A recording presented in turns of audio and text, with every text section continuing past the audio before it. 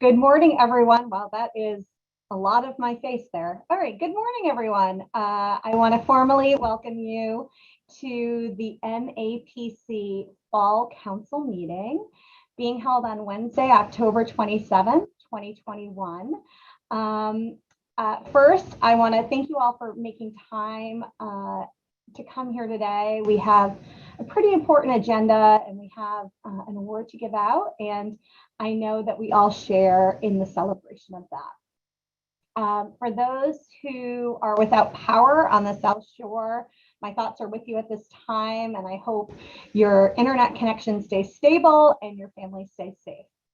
So at this time, I'm going to review the meeting technologies and the norms for participating and the voting. So this open meeting of the MAPC Council is being conducted remotely, consistent with Governor Baker's executive order of March 12, 2020, which has been extended and suspends the requirement of the open meeting law to have all meetings in a publicly accessible physical location. Further, all members of public bodies are allowed and encouraged to participate remotely. This order, which is posted along with the agenda at MAPC's website at mapc.org/about-mapc/legal/notices/meetings, allows public bodies to meet entirely remotely so long as reasonable public access is afforded so that the public can follow along with the deliberations of the meeting. Accordingly, the public may view the proceedings live streamed at youtube.com/user/MAPC Metro Boston. For this meeting, the MAPC Council is convening its membership by video conferencing via Zoom. Council members receive their login credentials when registering for the meeting. If you have not already done so, council members, please rename yourself with your full name and affiliation.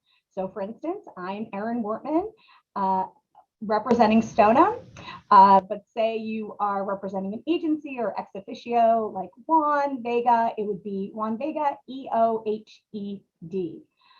Please note this meeting is being recorded and most members are participating by video conference. So please be aware that if you can see each other, we can most likely see you if you share your camera.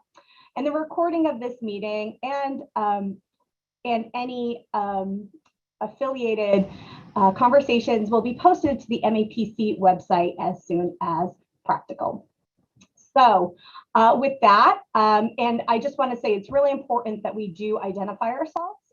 Because staff is currently taking attendance, and we will take attendance before the business session begins. And I'll explain that when we get to it. But first, I would like to get to our next point in the agenda, which is the presentation of the Theodore Mann Regional Leadership Award. So I'm going to call on Mark to introduce Richard from the Mann family. So Mark, take it away. Erin, thank you very much. Good morning, everyone. It's a pleasure to have you all here. I hope our numbers are not too much smaller because of the power outages, but we'll just have to work with that the best we can. One of the great traditions at MAPC is the annual awarding of the Mayor Theodore Mann Regional Leadership Award in memory of the great late mayor of Newton, Teddy Mann, whom I had the pleasure to work with early in my career. This award was in existence when I came to MAPC, and we've given it every year to mayors, to managers, to municipal officials who have demonstrated regional leadership as one of their core values. We have never given it to an official in the public health arena. And I am very pleased today that we are able to do that in recognition of some great work that sector has accomplished in the course of the pandemic. Last year, we were not able to give the Mann Award, but this year we're back up and rolling. And it is my pleasure and honor to introduce the son of the late Mayor Mann, Rick Mann, a good friend and colleague of MAPC, Rick will introduce other members of his family if they are present this morning, and he will present the award. Barry Keppard, our Public Health Director, will have a few comments to make after Rick concludes. Rick, take it away.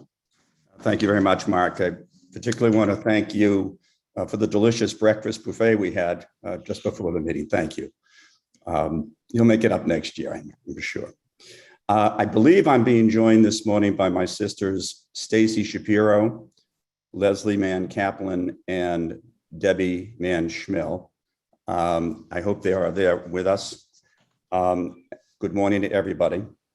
My siblings and I are pleased to participate once again in a tradition now spanning over a quarter of a century of recognizing the regional achievements of dedicated public officials in the spirit of our father, Teddy Mann. Today, we modify our 25-year tradition in a number of positive ways. For the first time, this award is being given in a virtual setting, a sign of the precarious times that we live in. And for the first time, we give it not to an individual, but to three remarkable individuals who have provided regional leadership at a most critical moment in our history. And for the first time, as Mark Derson indicated, we are giving this award to municipal professionals in the public health field. It could not be more appropriate to do so at this time. Never before in the lifetime of any of us have we faced a greater existential threat to our communities, our country, and the rest of the world than the threat that is posed by the COVID-19 pandemic. Never before has there been a greater need for all of us, but particularly our leaders in public health, to speak out and act in a unified, comprehensive, and consistent manner. Never before has the true meaning and importance of regionalism been more evident. Meredith Hurley, Lauren Buck, and Flora Amaya are the respective health directors of Winthrop, Revere, and Chelsea, and are the key partners in the North Suffolk Public Health Collaborative coordinated by MAPC. These three communities have experienced some of the most severe effects of COVID-19 in the entire Commonwealth, caused by a myriad of factors, including economic, occupational, housing realities, and pre-existing health conditions. They have been leaders in their hard-hit communities during the most trying of times, and despite the pressures to the contrary, they have chosen to work together, learn from each other, sharing best practices and confronting their challenges together. Through their efforts, they've succeeded in building strong cross-community relationships that have promoted their respective communities' understanding and response to the pandemic.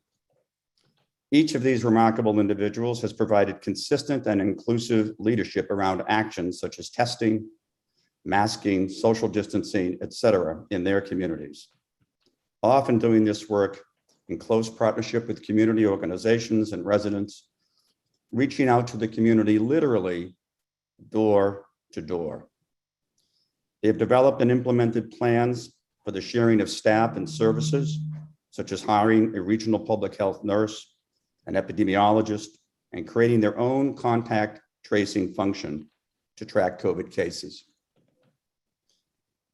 They have developed and implemented plans for sharing staff and services, and in addition to that, have recognized the needs of the residents in order to serve them and to provide those services directly, including food, housing, subsidies, and medicine.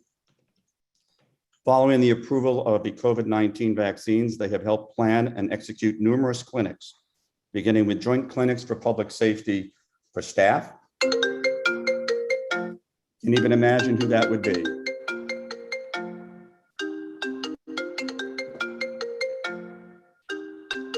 And I thought I turned my phone off. I apologize profusely. Following the approval of COVID-19 vaccines, they helped plan and execute numerous clinics, beginning with joint clinics for public safety staff and older residents, and progressively work to connect with all eligible residents. Their work has resulted in a broad vaccine coverage across each of their municipalities, stronger connections in municipal departments and community organizations, and new initiatives that are addressing other health behaviors, like substance use disorder and the effects of climate change. The results have been inspiring. Grim statistics reflecting higher than statewide rates of infection have been replaced by higher than average rates of vaccination and plummeting rates of infection. It is no exaggeration to say that through their coordinated efforts, literally thousands of lives have been saved. Beyond that, their work has served as a model of public service and local leadership, strengthened by strong cross-community partnerships. They epitomize the type of selfless and cooperative approach to governance that was exemplified by Teddy Mann. This is a governance approach that is needed not only in times of crisis, but even in so-called normal times, in recognition of the fact that problems faced by municipalities do not magically terminate at some artificial border any more than does the COVID-19 virus. Ladies and gentlemen, on behalf of my entire family and the MAPC, it is my honor and privilege to present the 2021 Theodore D. Mann Regional Leadership Award to Meredith Hurley, Lauren Buck, and Flora Amaya. Congratulations to all of you. Rick, thank you so much. And we can applaud, and we can put applause into the reactions as well if you wish. It is an honor for us to be engaged with your family, Rick. And it's wonderful to have you and your sisters here today. As I said, I had the honor in my early career to work with Mayor Mann. He was a force of nature. We could use more like him today. And thankfully, we have a lot like him in our region. I want to call upon Barry Keppard, our Director of Public Health, to add a few words. And then I believe that Flor is going to be saying a few words as well. Barry. Thanks, Mark. And thank you, Rick, for those really wonderful words. I think you really spoke to essentially the spirit and the actions of Meredith, Lauren, and Flora, and the many folks that work with them to support the kind of public health in each of their communities and municipalities. Real briefly, I read a quote yesterday kind of that made me think about all three of you coming into the conversation today, which was, the connection between health and dwelling is one of the most important that exists. It's something that was said by Florence Nightingale. And sometimes there might just be anticipated that that means the home that we live in, but I think it actually means the community that we live in and the communities we move across. I think just the way that each of you see the residents as full humans in the municipalities that you are, and the way you kind of work with them and kind of meet them where they are, is really incredible. And occasionally we have those moments where essentially we see the tip of the iceberg, but sometimes the water recedes and we see all the work that happened below that tip that we see. And it is really incredible, and just cannot say enough for everything that happens that we know is unseen, but speaks to all those things that Rick just spoke to in terms of both kind of meeting people in the pandemic, before the pandemic, and now the response coming out of it too. So just great congratulations. And I'll turn it back to you, Mark, and then to Flora. But congratulations, Meredith, Lauren, and Flora, on behalf of us and the team at MAPC. Thank you, Barry. We at MAPC are all honored and humbled, to be perfectly honest, to work with these three women, and also with so many other public health officials who have given above and beyond in the course of the pandemic. It was never easy. It was not always successful, but there were so many unsung successes. My hope is that we at MAPC are going to use this work and this experience to focus even more deeply on public health infrastructure, on strengthening that part of our municipal fields, and on providing the resources that are needed for the dedicated professionals who work in this field. As I think many people on this call know, we were concerned about the lack of public health dollars being considered for state ARPA spending. And yesterday, when the House came out with its plan, there was a fairly substantial amount of money dedicated to public health, which is something that we are very proud of and something that we've been working on for the last several months, led by Lizzie Wyant on our staff and by Barry. I hope that is just an indication of one way in which we are going to continue to work with these folks and on these causes well beyond the pandemic. So I'm going to call upon Flor now to speak with great congratulations, and then I'll see if Meredith or Lauren want to add any words. Flora Maya, City of Chelsea.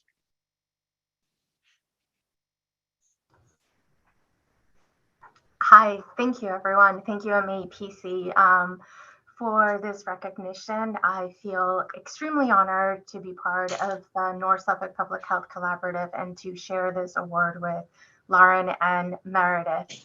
My initial contribution actually to Chelsea's initial pandemic response was as a volunteer packing food boxes on Marginal Street in Chelsea. And from the sidelines, I witnessed our communities come together to respond to the pandemic. And sorry, every time I think of that moment, I'm actually choked up because I felt immense pride at how our communities came together, how our residents, community-based organizations mobilized so quickly to respond to this and meet the needs of our residents. I joined the city of Chelsea in February 4th, 2021, and had the honor of meeting in my city people responsible for that initial response, who were, of course, our city manager, Tama Bursino, our deputy city manager, Nat Keefe, and our public health nurse, Paula Manhattan, who guided the city's contact tracing and ensured that our community was safe. Our current success in vaccination rates is the exemplary collaborative work of across multiple sectors and cross municipal borders. Sorry, I'm actually very nervous. And within the city of Chelsea, I really want to acknowledge our community-based organizations, La Colaborativa, Green Roots, Chelsea Black Community, our COVID ambassadors for on the ground approach related to vaccine education. And also I want to acknowledge our the Chelsea Project for supporting a lot of our surveillance and data monitoring systems that guided our on the ground interventions. Without their efforts, without our community-based organizations having those one-on-one interactions with our residents, our vaccination clinics would not have been successful. And lastly, to say I feel fortunate to share this space with Lauren and Meredith and to be on the same team is an understatement. I'm very hopeful that as we move forward in strengthening our public health systems, the lessons learned through the pandemic will be key in facing any future challenges we may have. And thank you all for your support, recognition, and for this honor. Flor, thank you so much. It's wonderful to have you here. Thank you for all of your efforts. Let me see if Meredith or Lauren wish to say a few words. Meredith. Hi, Mark. Thank you very much. That's going to be a tough one to follow. Flor is amazing. Same as I think the world of Flor and Lauren and Barry and his team over at MAPC. And thank you to the Mann family and MAPC for this honor. It's very humbling, especially to hear your gracious words. As we're also acutely aware of the negative impacts of this pandemic, the partnership and the collaboration that has been forged and deepened through the leadership of MAPC during this pandemic has been nothing short of amazing. We're seeing such a rapid decrease of public health officials through burnout, through, stress, that this collaboration, more so for me, has been just a source of constant support. Our three communities, I feel like, have been extremely supportive of our roles, whereas we see so often in the press this conflict that's happening in other communities, and I know I myself have never experienced that, and I'm grateful for that, given the work that we do every day. I come from a nursing background. I stepped into this role about 3 years ago, which is really interesting that I'm the oldest of the three of us in this experience. Being here for 3 years, but this is my first true experience integrating into municipal government, and without the leadership of MAPC, I think that we would have had a much harder time. So thank you. for all of your support. And I look forward to, as Flor said, deepening this and really doing the true work of public health going forward. Thank you. Meredith, thank you so much. Lauren, do you want to say anything? Yes, thank you. I mean, I just want to echo everything that Meredith and Flor just said. And, you know, I think some of the comments that they already made, we know throughout the country, public health officials right now are feeling sometimes attacked, sometimes unsupported, and, you know, a lot of fatigue. And I think the team we built here in North Suffolk has always felt like one big team and incredibly supportive. And it's been an honor to work alongside Flor and Meredith during this whole thing. I think there's a bond that forms when you're kind of in the trenches with people. And I know we have that bond moving forward throughout, you know, as long as we continue to work together. Again, I wanted to say thank you to Barry and Mark, who are just as much a part of the team as the three of us, and many long nights with Mark on the phone when we were trying to get those initial COVID vaccine clinics up and running. And it just always, you know, always incredibly supportive. I want to say thank you to our incredibly supportive administration here in Revere, Mayor Rigo, who again always says yes to anything I ask, and is just one of the best people to work for that I've ever worked for. And then just finally, all the volunteers, the school nurses, the COVID ambassadors, who are just as much a part of all of this work, and we really couldn't have done what we have accomplished up until now without them. They're somewhat of the unsung heroes through all of this, and just always thinking about them. And thank you so much for this honor. Thank you. Meredith, Lauren, and Flor, thank you for those words. I want to note that when Lauren said a few words thanking Mark, she was not referring to me. She was referring to Mark Fine, our Director of Municipal Collaboration, who, along with Barry, had the lion's share of the contact with these three communities and with so many other communities in our region in terms of on-the-ground COVID response and then the vaccination campaign. I do want to have a big thank you to Barry and to Mark and their staffs for everything they did, all the incredible work they did during the course of the pandemic. I also want to note that three people, some of whom I think are on the Zoom today, also offer their congratulations and admiration.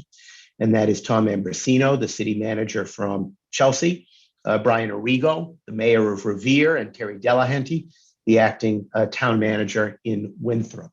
I know that all of them are very proud of you for everything you have accomplished, and will continue to support you as you move forward.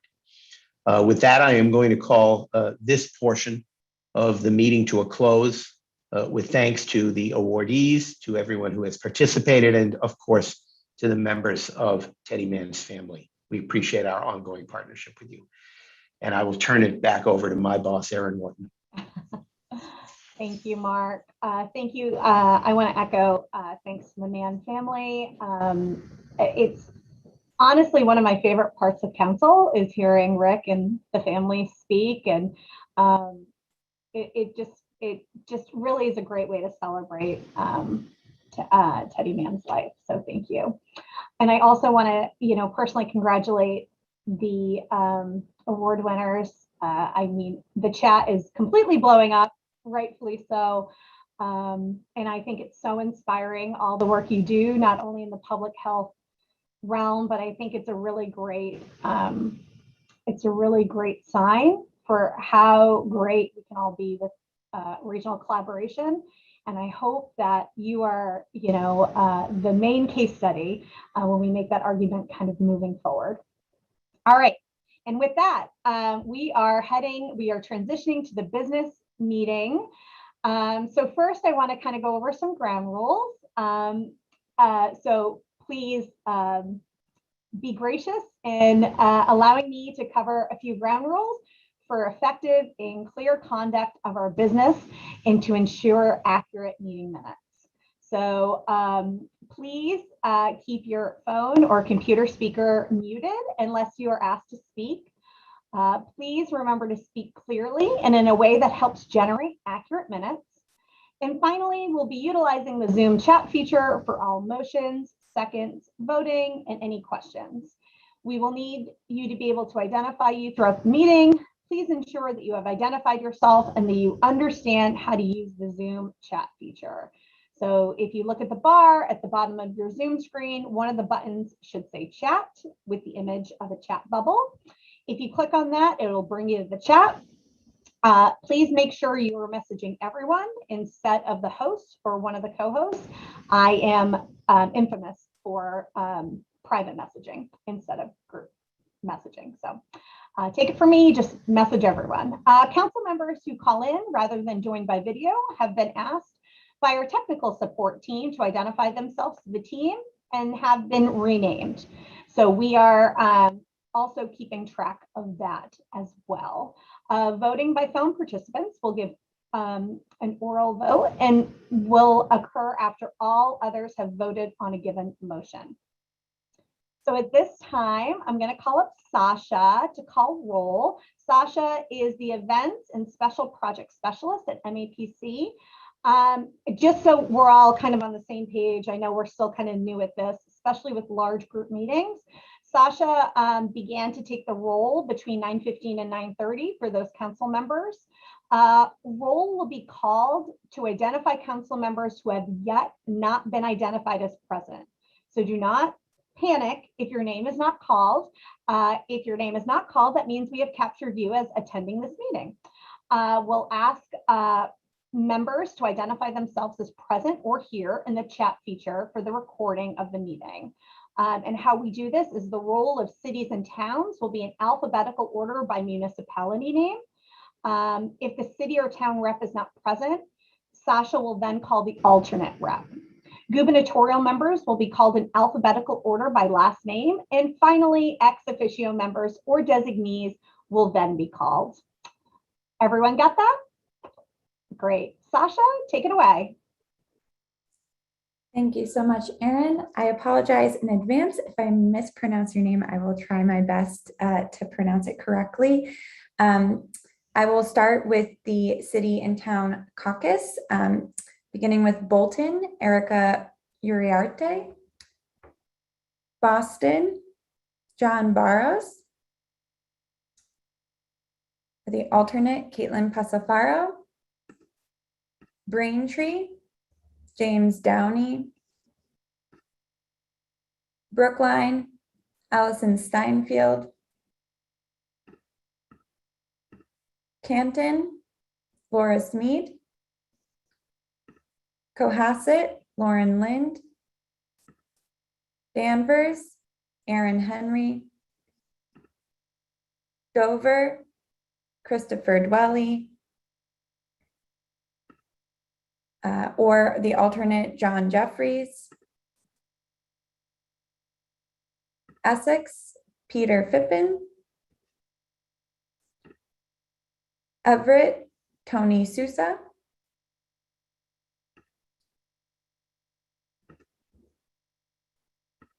Holliston, Tina Hain. Hull, Chris Diorio. Ipswich, Carolyn Britt. Lynn, James Marsh. Linfield, Robert Dolan. Or the alternate, Emily Catamatori. Manchester, Christine Delicio. Marblehead, Steve Lebrone. Or the alternate, Rebecca Curran Cutting. Maynard, Chris De Silva. Middleton, Andrew Sheehan. Or the alternate, Katrina O'Leary. Millis, Robert Wace. Or the alternate, Nicole Riley. Natick, Joshua Ostroff. Norfolk, Richard McCarthy. Norwell, Bruce Graham. Norwood, Paul Halkiotis. Peabody, Kurt Bellavance. Quincy, Frank Tremontosi. Or the alternate, James Fatsius. Saugus, Jeanette Fasano. Situate, James Bedreau. Or the alternate, Kyle Boyd. Sherborne, Marion Nutra. Somerville, Joseph Curtatone. Or the alternate, George Parakis. Stowe, Jesse Stedman. Or the alternate, Ellen Sturgis.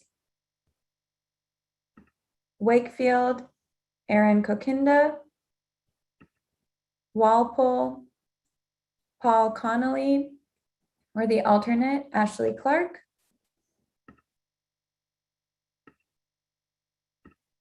Weymouth, Robert Headland.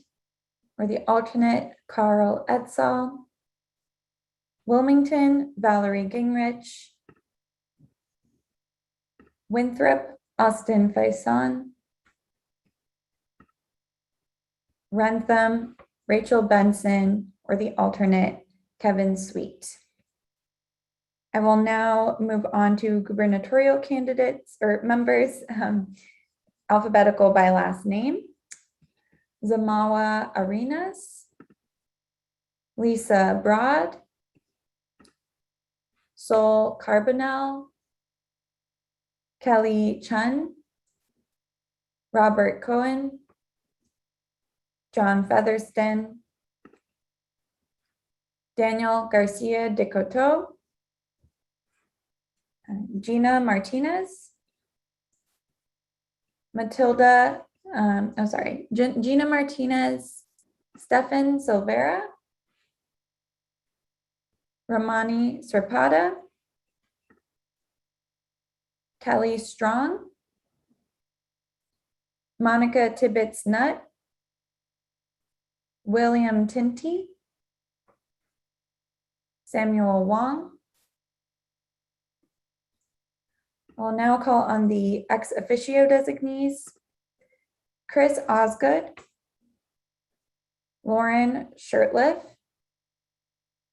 Sean Canty, Jim Montgomery,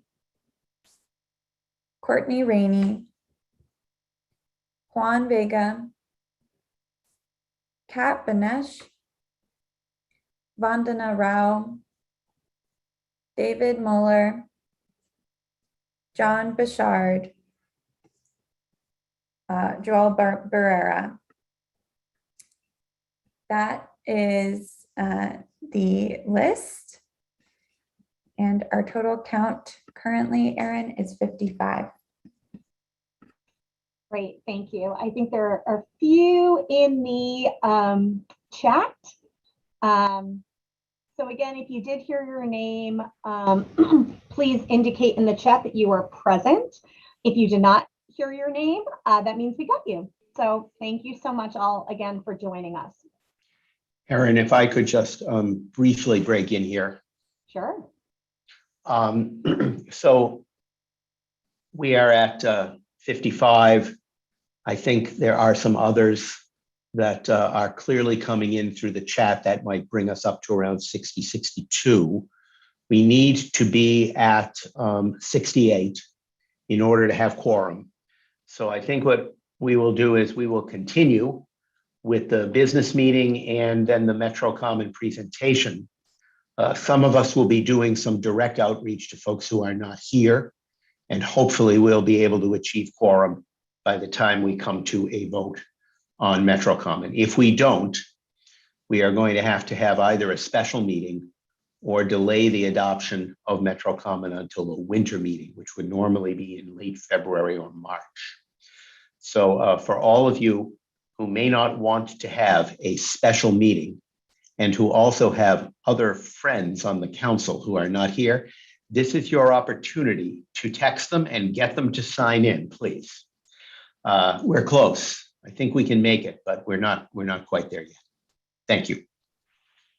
Great, thank you so much, Mark. I know next up on the agenda is the approval of the annual council meeting minutes from May. They are not available at this time. So what we're going to do is we are going to approve those minutes at the winter council meeting, along with the minutes for today's meeting. I just wanted to kind of get everyone on the same page about that. Great. So next up is the announcement of MPO results. So Eric Barassa, MAPC Transportation Director, take it away.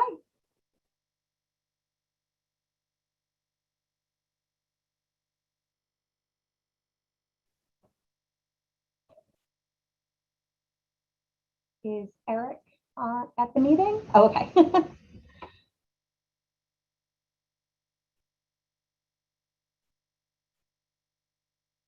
Thank you. I had to be given approval to unmute. So good morning, everyone. I'm Eric Barassa, the Director of Transportation at MAPC, and I'm here to announce the results of the 2021 Boston Metropolitan Planning Organization Municipal Election. As many of you know, the Boston MPO is the entity where federal and state and regional and local government comes together to jointly decide how we spend and program the federal transportation dollars that come into the region. The MPO has 22 voting members, and 12 of those members are municipalities from the region that can run for a seat on the MPO board. Out of the 97 municipalities that make up the region. MAPC, along with the MBTA Advisory Board, we oversee the municipal election process. And I'm happy to announce those results. The town of Arlington has been reelected for the at-large town seat. The city of Newton has been reelected for the at-large city seat. The town of Norwood has been reelected for the Three Rivers Interlocal Council seat. And the town of Burlington has been newly voted in for the North Suburban Planning Council seat. So that's really exciting that we have a new municipality who will be joining the MPO for the first time. And we're really looking forward. And I just want to thank the city of Woburn and Mayor Galvin and Tina Cassidy, who represented the mayor for many years at the MPO, for providing a tremendous amount of involvement and leadership from the North Suburban Planning Council. But it's great to have the town of Burlington now. Just want to remind everyone that that the next MPO meeting is November 4th, next Thursday at 10 a.m. And I want to thank everyone for the municipalities that ran for these seats and for the folks who voted and were able to submit their votes electronically. Thank you very much. Thank you, Eric, for that exciting news. And congratulations to all. I hope you find your participation on the MPO really rewarding. Great. All right, next up is the report of the Executive Director, Mark Derson. Mark? Erin, thank you very much.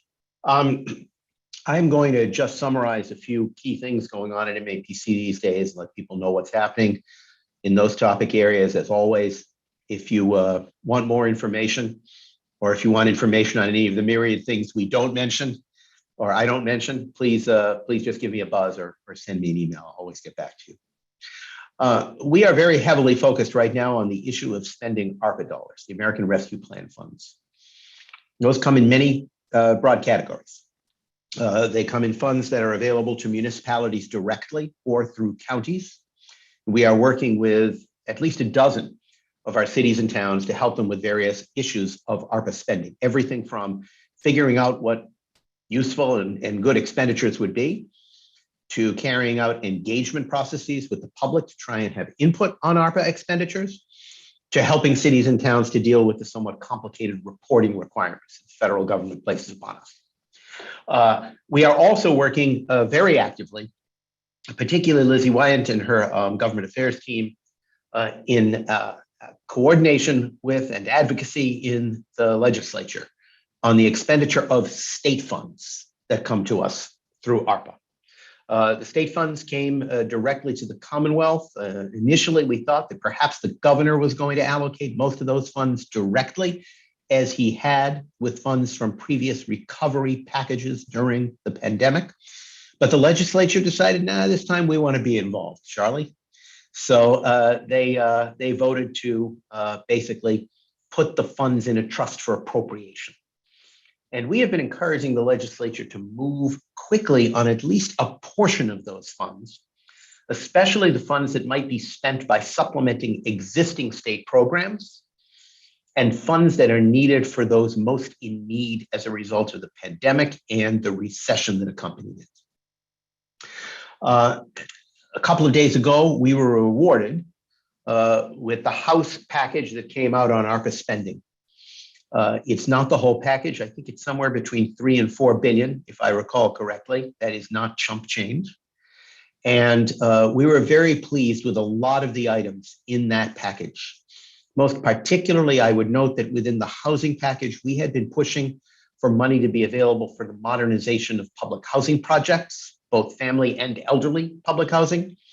And a significant amount of money was included for that purpose.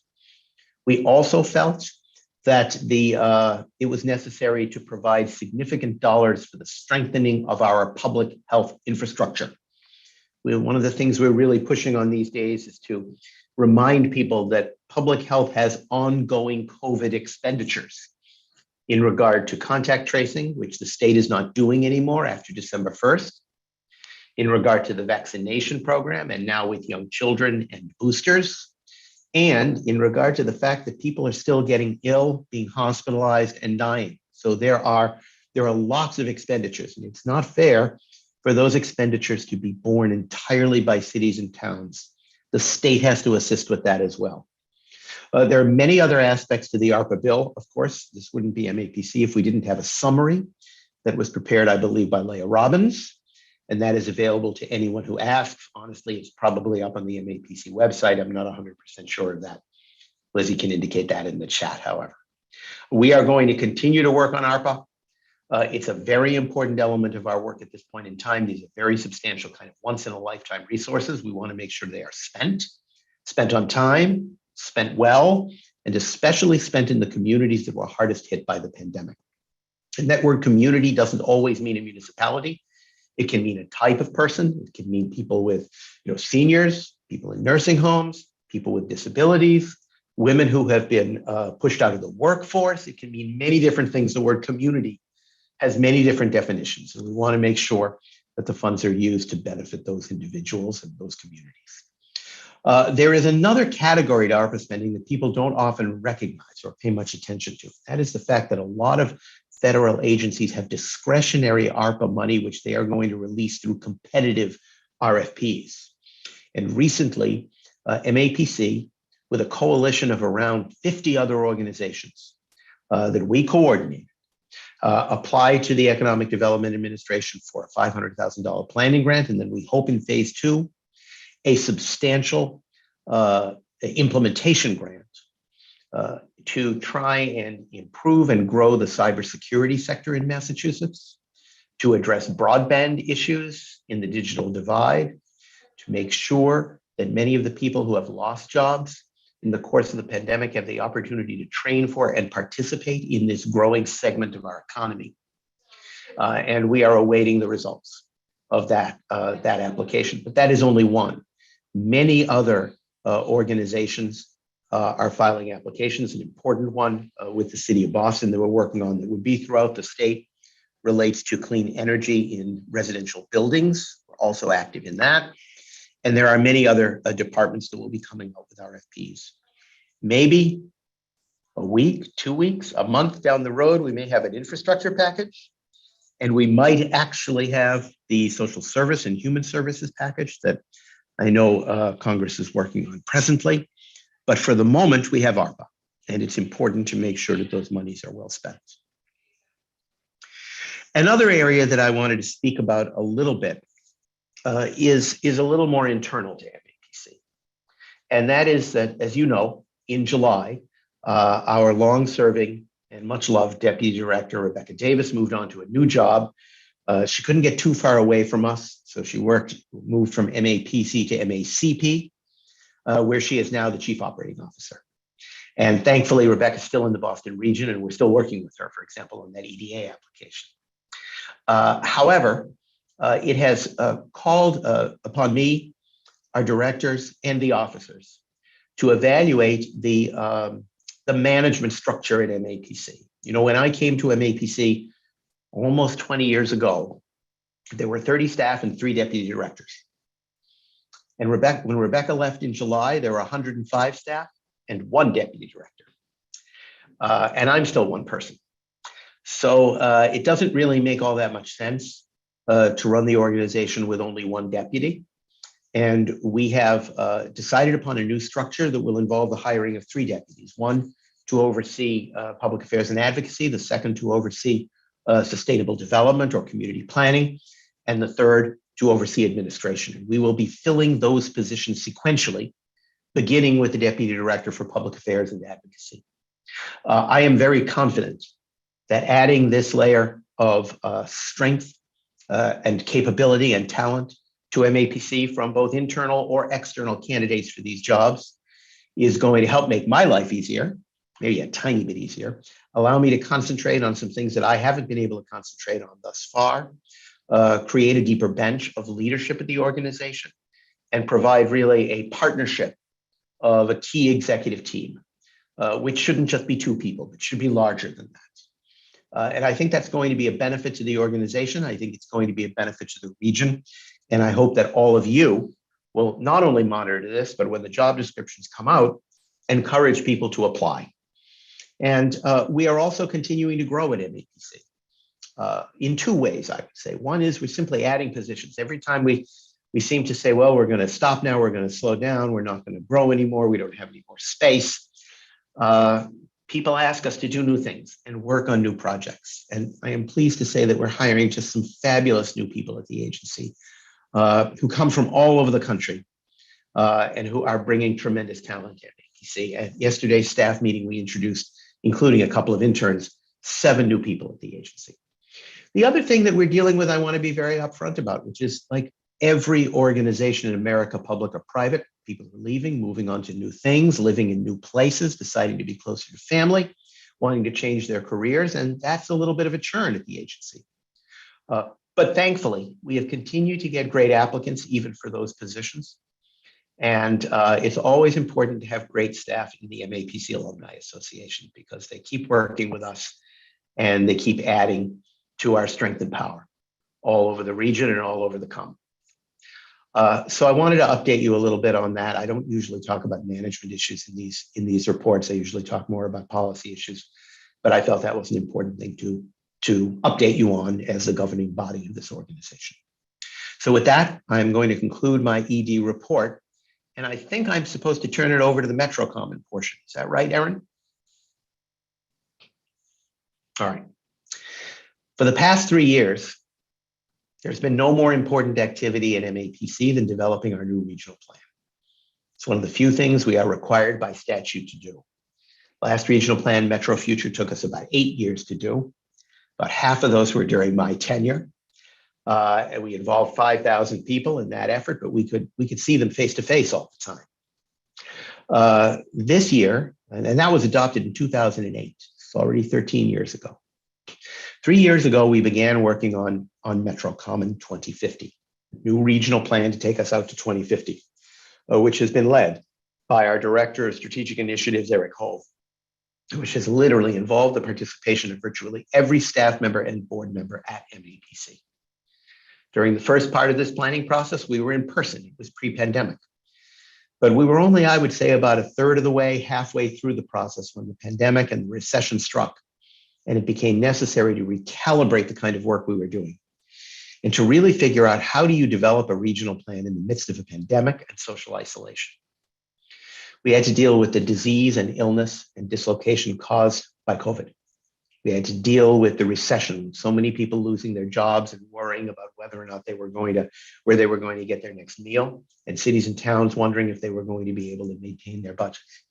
And we had to deal with an enormous reckoning in this country around social justice by race, for workers, and for low-income people, all of which was a tremendous challenge to being able to develop a regional plan.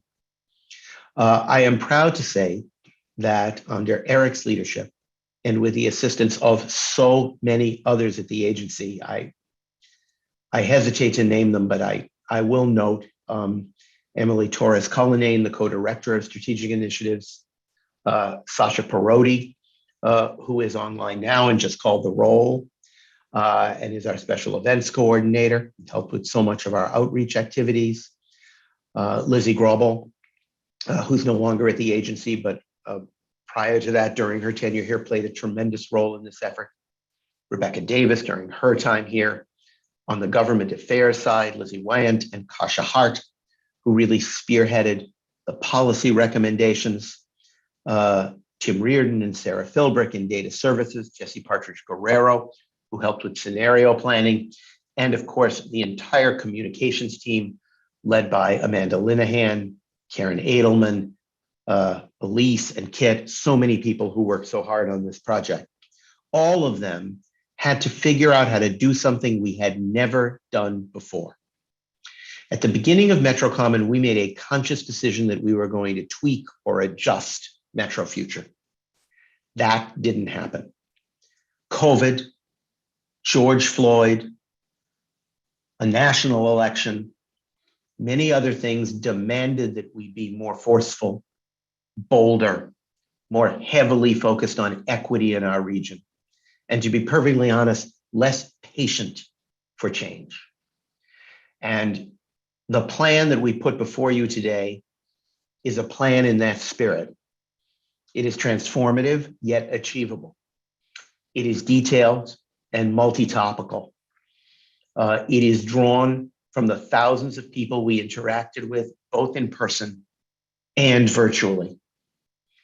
It is, I think, a plan that will serve the Commonwealth, our cities and towns, and the people who live and work in the region.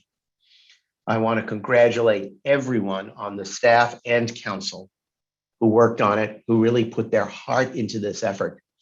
And I think who saw this effort as a way that they could make sense out of the pandemic and leave something behind that would lead to a better life in our region and for ourselves and for our families. And so with that, I am going to turn it over to Eric. But before I do that, I think I want to make, Erin, if it's okay with you, a quick check on the quorum issue. I don't know that we've actually achieved quorum, but I'm going to check with Sasha to see where we are at the moment. I'm seeing her shake her head. Yeah. So Mark, maybe once you turn it over to Eric, you can shut your camera off and get on that phone and get a couple more people on here. Where are we at the moment? We are at 56. Okay. So while Eric and his team do the presentation, we'll see if we can rustle up a few more people and we'll report back to folks on that. Great. Thank you, Mark. Eric Hove, I think. Thanks, Mark, and thanks, Aaron, and good morning. I'm just going to pull up the presentation to share with you all here. I'm Eric Hove, the co-director of strategic initiatives, and I'm going to be joined in this presentation by Emily Torres-Cullinane and Kasha Hart. And then depending on numbers, either have a vote or just a discussion with a vote later. But thanks for taking the time today. And just wanted to kind of walk through a little bit of the next, what we hope is the next regional plan, MetroCommon 2050, shaping our region together. As Mark said, almost 13 years ago, our current regional plan, Metro Future, was adopted by this council. There's been a lot of change, both internally at MAPC and really throughout the region and the world that we live in. We're going to go over some of the highlights of the plan this morning. We'll have some time for questions and feedback. And again, depending on the numbers, we'll see about the vote today or at a future date.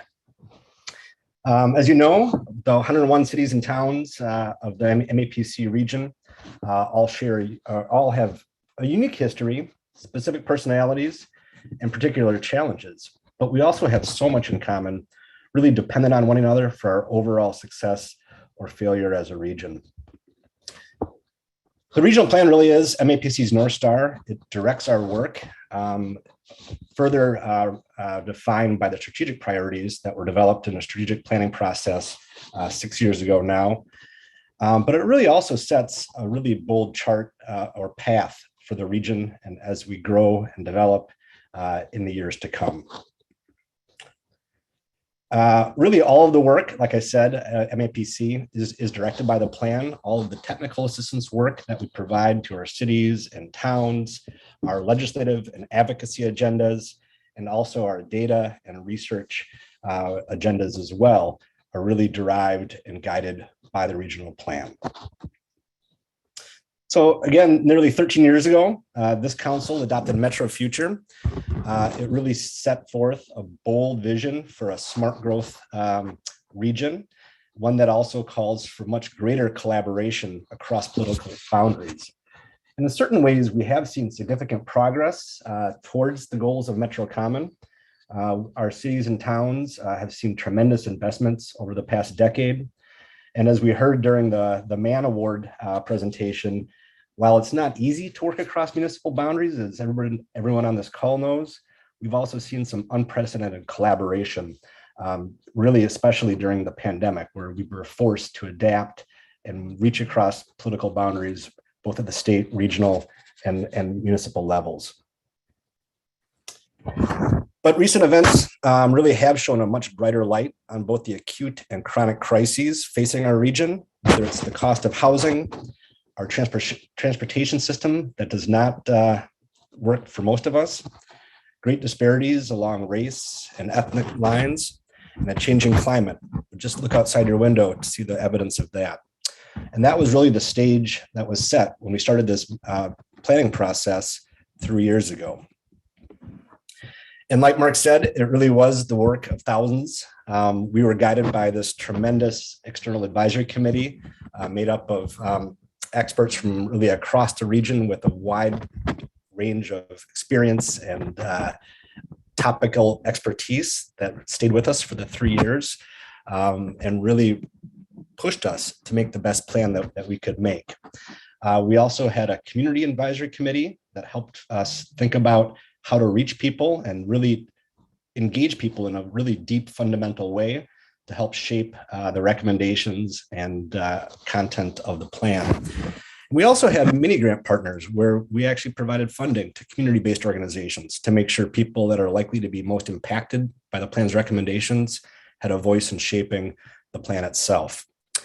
And obviously we worked with state and municipal leaders and the public at large as we developed this plan, initially in person, and then really over the last year and a half, having to pivot to a fully remote engagement, which in some ways enabled us to do deeper and more extensive engagement than we would have been able to do with in-person engagement.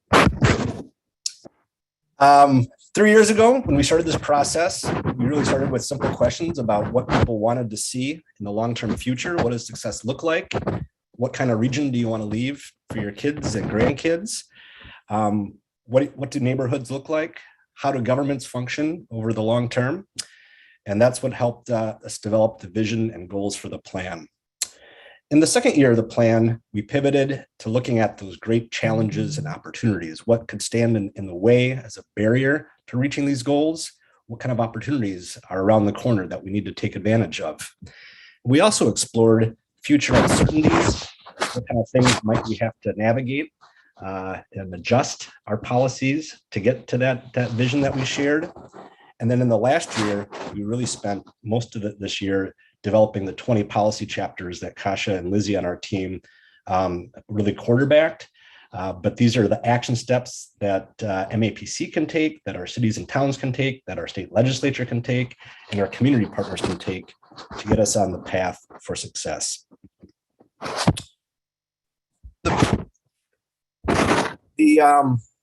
When we set out, one of our major goals was to get people excited about the vision that we put forward, and we wanted to reach in terms of where we want to be as a region, but we want people to be excited to be able to work towards implementing in whatever topical area that they focus on. We also wanted to provide a sense of agency and hope that we can change the future, that we're not just a victim to whatever currents blow our way, but that we have the ability and the power to make the change needed. Obviously, it's going to take hard work, but it is possible. And we really built on the legacy of MetroCommon with including that focus on smart growth and collaboration. Those are still very central tenets to this plan. Mark said in his remarks that we also really wanted to focus on centering equity and resiliency as core to our work and the goals of the region. And finally, as you know, MAPC can only do so much on our own. So we need partnerships, both new and existing, to be able to move this work forward to implement the plan. And like I said, we have set aspirational yet achievable long-term goals for what the region looks like in 2050. Through Sarah Philbrick and the data services team, we looked at 4 different future uncertainties, including growth projections for what possible futures we may need to be planning for, and how we may be able to pivot our actions in order to deal with those uncertainties. And Jess Partridge Guerrero and her team have developed a wide number of products and web tools to help people, our constituents, be able to implement the recommendations of the plan, both locally and at the regional level. Eric, I'm so sorry. It seems that we are not able to see past the first slide. Oh, geez.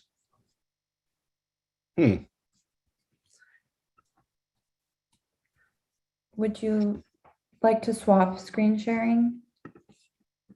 Gee. Yeah, I guess so. Wow, I'm sorry about that.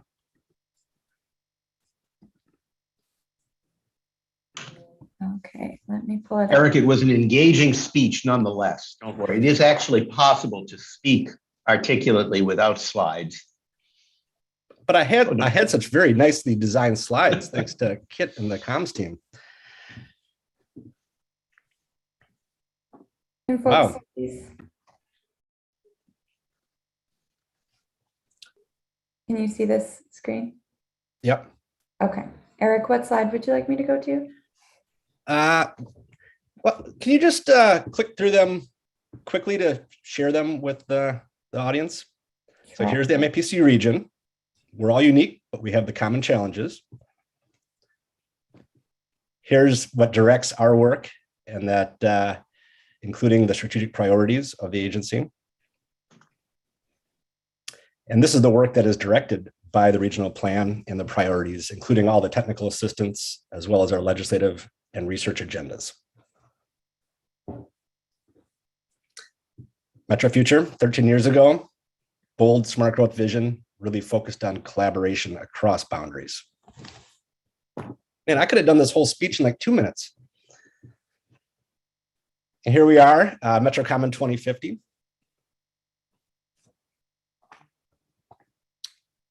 And here's all the people that helped make this plan, contributed to the content, that vetted the recommendations, that participated in the research releases as well.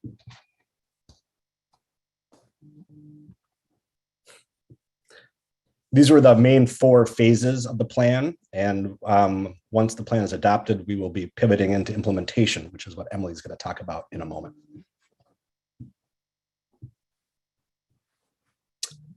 The aims and aspirations for what we set out to do.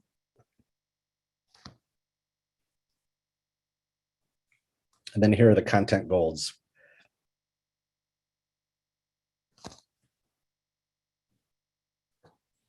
I think this is where I was just about at. And like Mark mentioned, some of the things we had to navigate really over the last year and a half that really did influence and shape the plan. I will stress that this is not just a recovery plan to build out of the pandemic, but I think the focus on equity and resiliency were just much more strengthened, and that urgency that Mark mentioned became a much greater focus because of the pandemic. And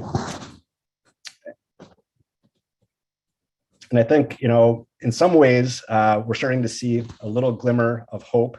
To take one example, a year and a half ago, Looking at state and local finances, I think people felt we were in serious trouble, but things have not panned out that way. Right now, as again, Mark mentioned with the ARPA conversations, we have really a once in a generation lifetime to start making the investments in our infrastructure, in our region's people, in our region's businesses to make this a much more equitable and sustainable region.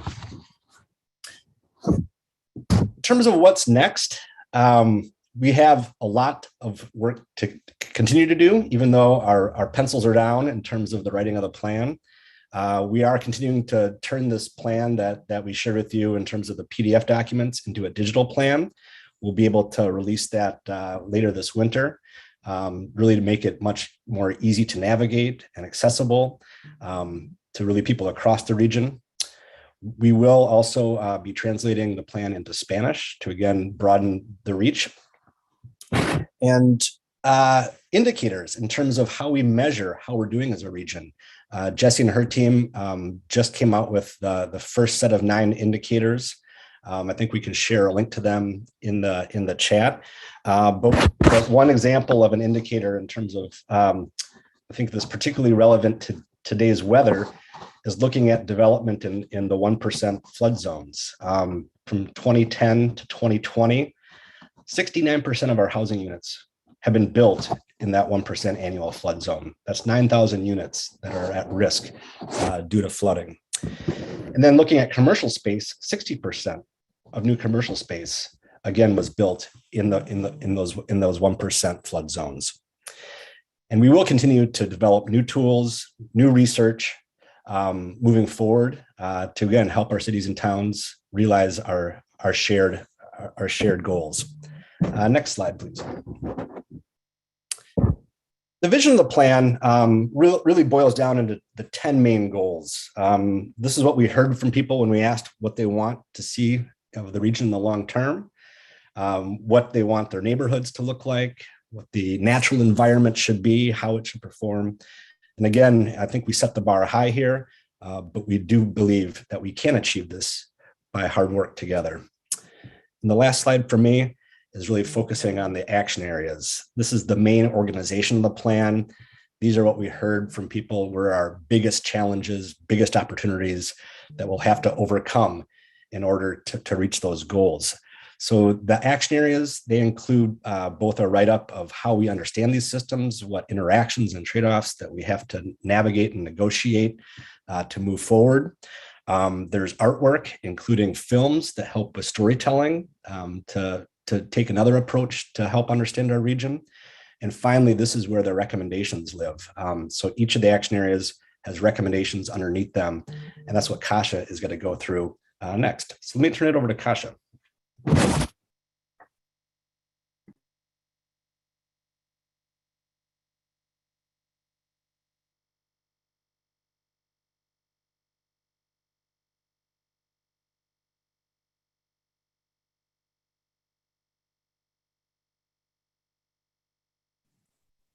There we go. All right, I'm unmuted finally. Thank you so much, Eric. Again, my name is Kasia Hart, and I'm a policy analyst with the Government Affairs team.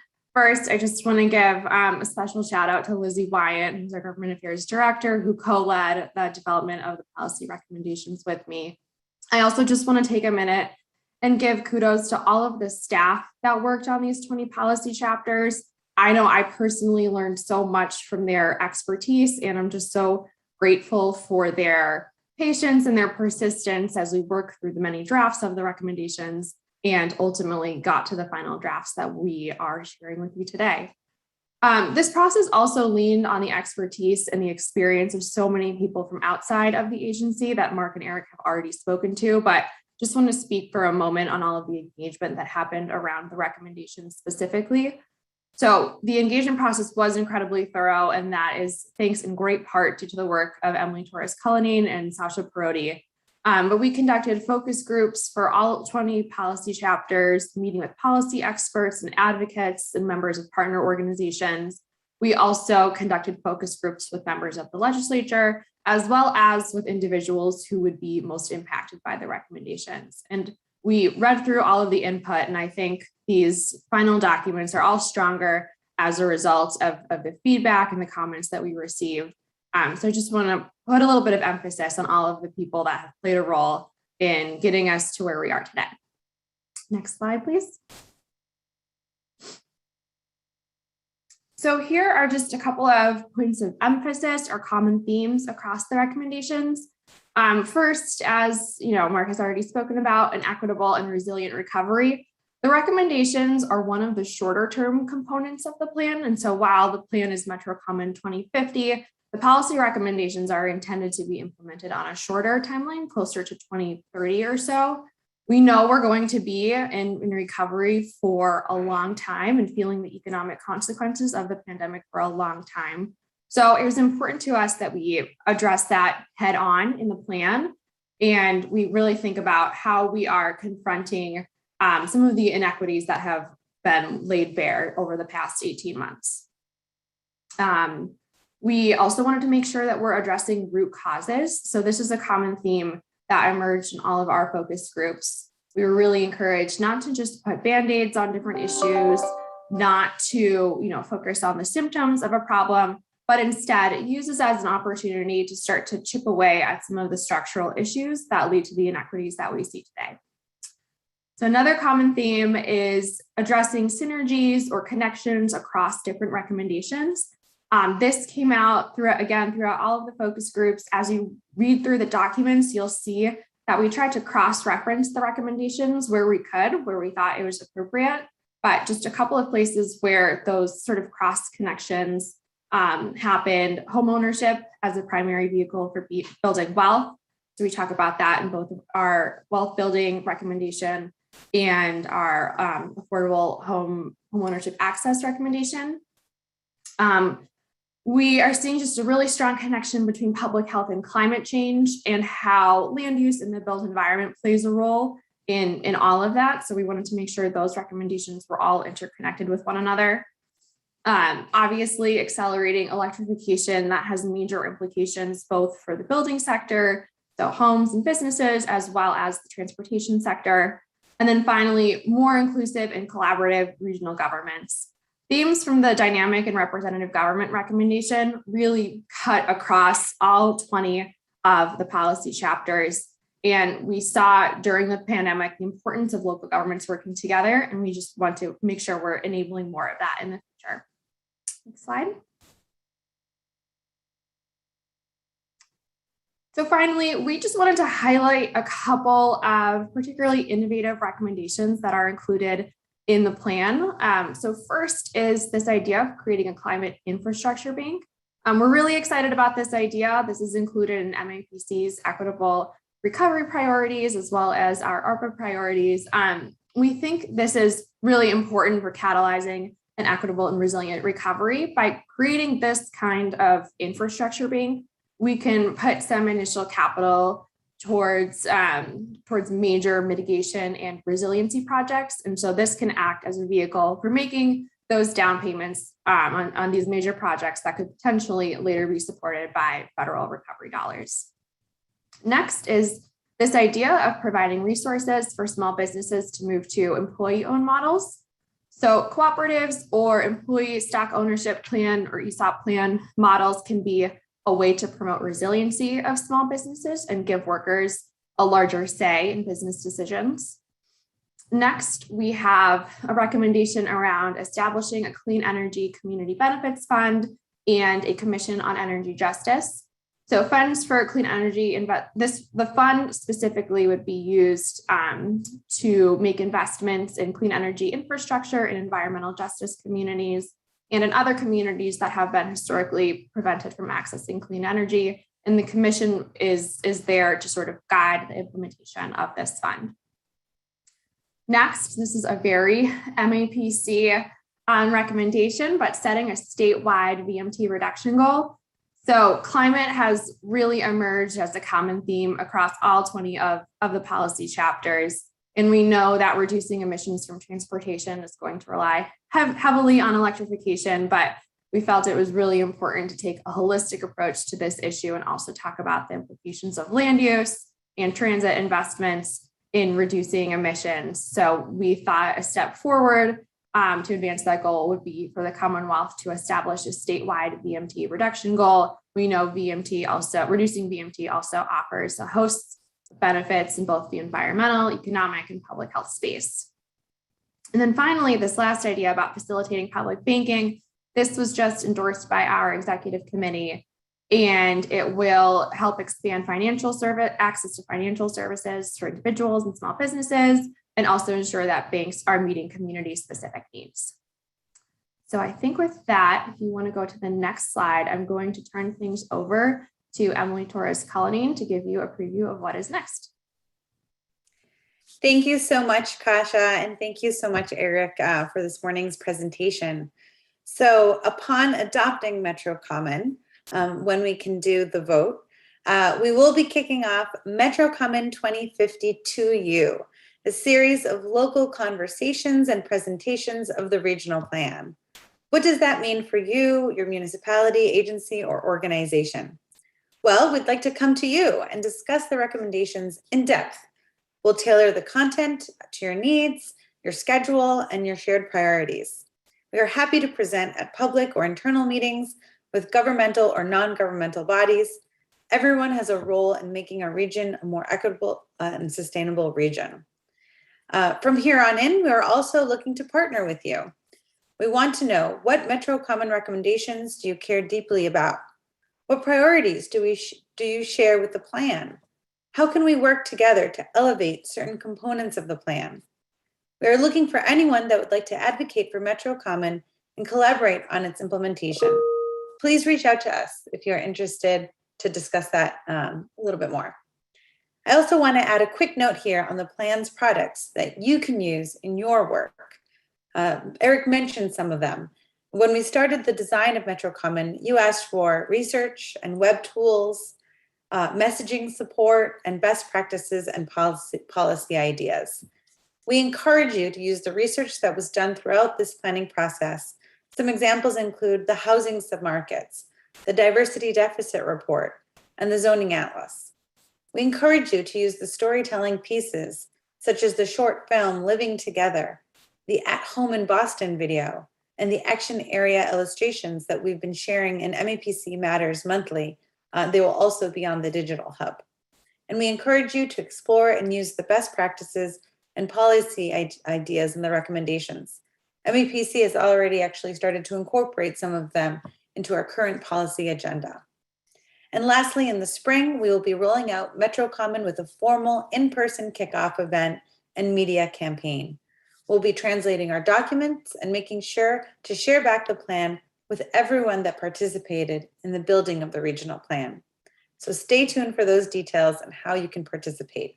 Next slide. So what does implementation look like and what role can you play? Sign up for the Metro Common to You presentation by clicking on the link that Sasha is going to add into the chat, or contact Eric Hove. Endorse the plan. For example, one of our external advisory committee members, James Fuccione, the senior director at the Massachusetts Healthy Aging Collaborative, has already moved to adopt Metro Common 2050, making it an age-friendly plan. Join the rollout event in the spring. We would love to see you in person. And if you would like to present or speak, please let us know. Share the plan widely with your constituents, peers, and collaborators. This spring, we'll have social media cards for you to post and share. And hopefully sooner than that, we can send out the website, the digital hub, that you can also share with your colleagues. And partner with us. I can't say that enough. This endeavor can be achieved. However, MAPC cannot do it on our own. We need you. We need your support. We need your action. Once adopted, you become the implementers of this plan. All right, so with that, I thank you all and I pass it on to Erin, I believe. Yes, thank you, Eric, Kasha, and Emily. I can't even believe it's been 3 years, but it's a really incredible document. And at this time, we're going to open it up for discussions or questions and feedback. So what we're going to do to kind of maximize this opportunity here, I'm going to ask if there are any questions at this time. During the discussion period, I'm going to ask participants or interested parties to raise your hand. When I say raise your hand, I mean I want you to use the reaction button to raise your hand. So when you look on the chat, you see Emily's face right now. Underneath Emily is the reaction button. You click on that. I see Adam is waiting right now, but you want to just click on raise hand, and I will call you in the order in which I see you. So Adam, go ahead. Adam of Arlington. Hi, thank you, Erin, and good morning, everybody. Quick thank you to Eric and Kasha and Emily and the whole team that worked to put together this amazing plan. I really don't have a question. I wanted to lend a supportive comment to the excellent work and the excellent product that you've produced. I think comprehensively, Metro Common rises to the myriad challenges that we have before us as a region. And it rises to them in a manner that produces recommendations that are applicable to the smallest towns within the region, as well as the largest cities. And within that context, produces or provides a wide range of options for consideration. I'd add that as some of us read it, or some of those on the call, and then those in our communities read it, there will be parts of this plan that are hard to read and hard to consider how we'll go about implementing them. But I think that speaks to the challenges that we have before us and the importance of working hard, having hard discussions in our communities to meet those challenges and to try to achieve the vision that Metro Common has laid out. And then I think the final thing I would say is I hope we can all do it in a manner where we go hard on the issues, but easy on the people, because we have big issues to tackle, but we're all humans trying to find our way forward in this increasingly challenging world.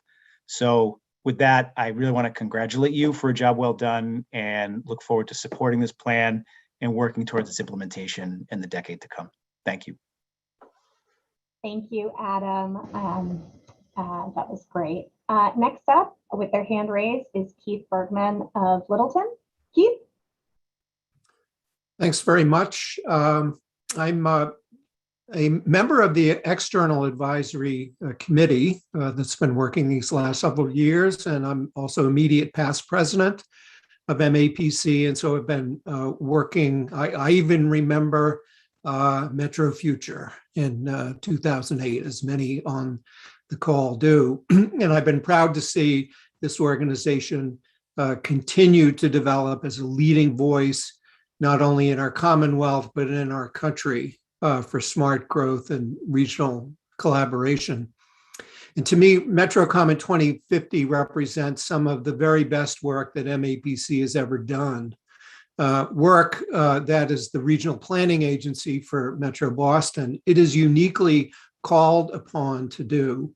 And I appreciate very much the boldness and the vision and the thoughtfulness of this very consequential plan.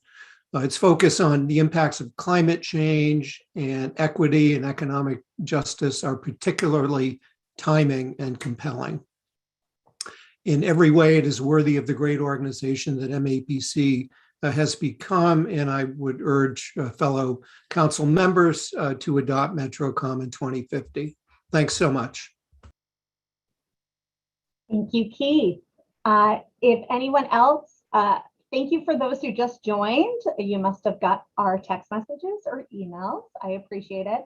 But if you have a question or comment on the plan, please raise your hand in the reaction section. So you see Keith's picture right now. Right under it is that smiley face plus image. Click on that and then click raise hand if you have anything to say, or if not at this time, I'll just give it a couple more seconds.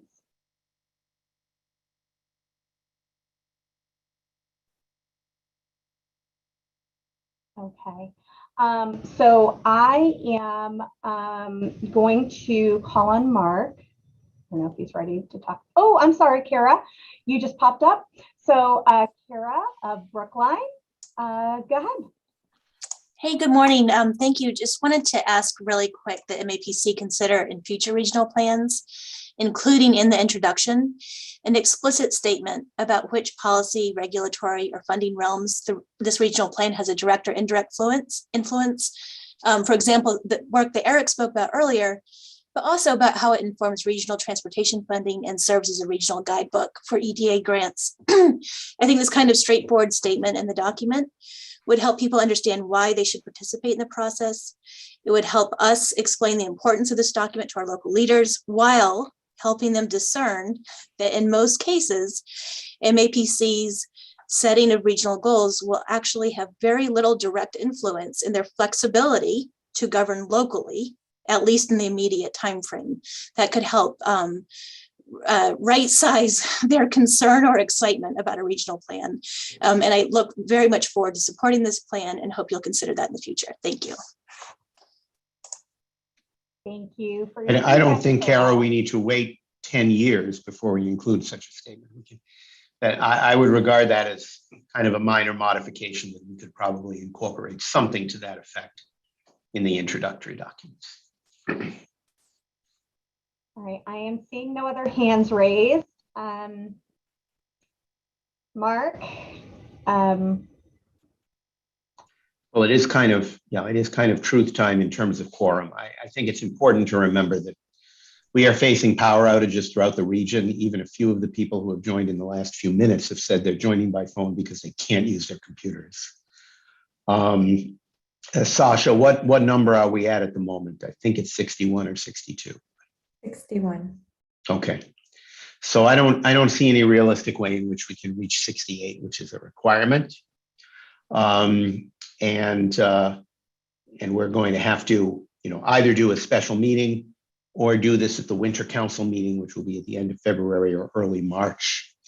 And that's just the way it is. We've had 4 council meetings since COVID began. So we've had 4 council meetings virtually. We have achieved quorum at every single one of them, but we did not have power outages at the previous 4. And even as Sasha was reading the roll, I kind of was picking up on the geography of the people who were missing and could see some patterns there, I think, particularly north of the city. So we will re-caucus and figure out a way to handle approval, but I don't think we're going to be able to have the vote today. And Mark, just something in the chat that kind of has been brought up is that to incorporate Kara's suggestion as part of the future vote. Yeah, I agree with that, and I don't see a reason why we can't do that in this document. I don't want to have to wait another 10 years for another regional plan. I don't think I'm going to be involved in that regional plan. So I will work with Eric and the rest of the team to make sure at least a few sentences in the direction of Kara's suggestion are included. Great. Thank you. Yes, unfortunately, quorum or a lack of quorum doesn't allow us to formally vote at this time. I love the excitement for a special meeting, but we will have a conversation about it offline and go from there. And I agree, the sooner the better, right, Richard? Because I already see the excitement that people have and wanting to start to implement this and talk strategies and really start to work together. I think we're all feeling really inspired today. So unfortunately, we can't vote, but I am loving all this excitement. And I agree. Thank you so much for all your work, MAPC, the External Advisory Committee, and everyone that's here today. Mark, is there any other business not known at the time of this agenda? No, there is not. Okay, great. So what I'm going to do at this point is I'm going to ask for a motion to adjourn. Will you please, if anyone would like to do that, please put that in the chat. Oh, Josh, are you looking to do that? Not in the chat? Josh from Natick. Oh, okay. I see. you Move, seconded second, it. whichever. So, Sorry. totally understand. We're in very weird times. So the motion was made by Yolanda Greaves of Ashland, and the second was made by Josh of Natick to adjourn the meeting. Motion is made and seconded. Council members, if you will please vote in the chat. First, the ayes.